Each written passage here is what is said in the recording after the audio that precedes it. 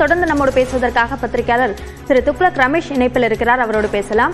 வணக்கம் சார். நேற்றுக்கு எடப்பாடி பழனிசாமி இந்த கூட்டணி சார்ந்தும் கூட்டணி ஆட்சி சார்ந்த கருத்து தெரிவித்திருந்தார். அமித்ஷா கூட்டணி ஆட்சி என்று கூறிய நிலையில் அதற்கான வாய்ப்பே இல்லை என்று தம்பிதுரை கூறியிருக்கிறார். உங்களுடைய பார்வை?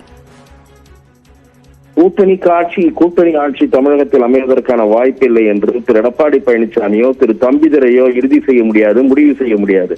அதை முடிவு செய்ய வேண்டியவர்கள் தமிழ்நாட்டு வாக்காளர்கள். தமிழ்நாட்டு வாக்காளர்கள் வருகிற தேர்தலில் அளிக்கிற தீர்ப்பை பொறுத்துதான் எந்த ஒரு கட்சிக்கும் கிளியர் மெஜாரிட்டியா அல்லது சில கட்சிகளின் தயவில் ஆட்சி அமையுமா என்ற முடிவு நாம் பார்க்க வேண்டும்.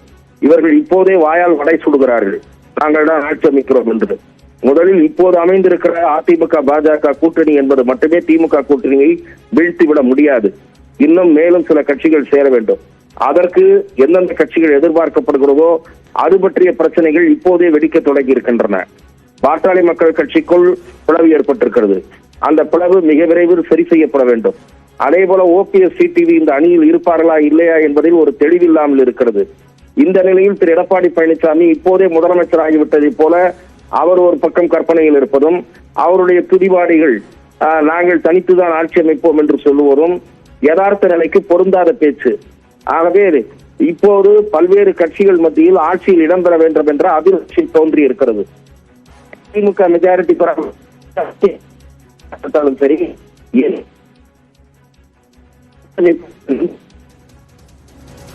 அந்த கட்சிகள் மந்திரி சபையில் இடம் வேண்டும் என்று அழுத்தமாக உறுதியாக கேட்கக்கூடும்.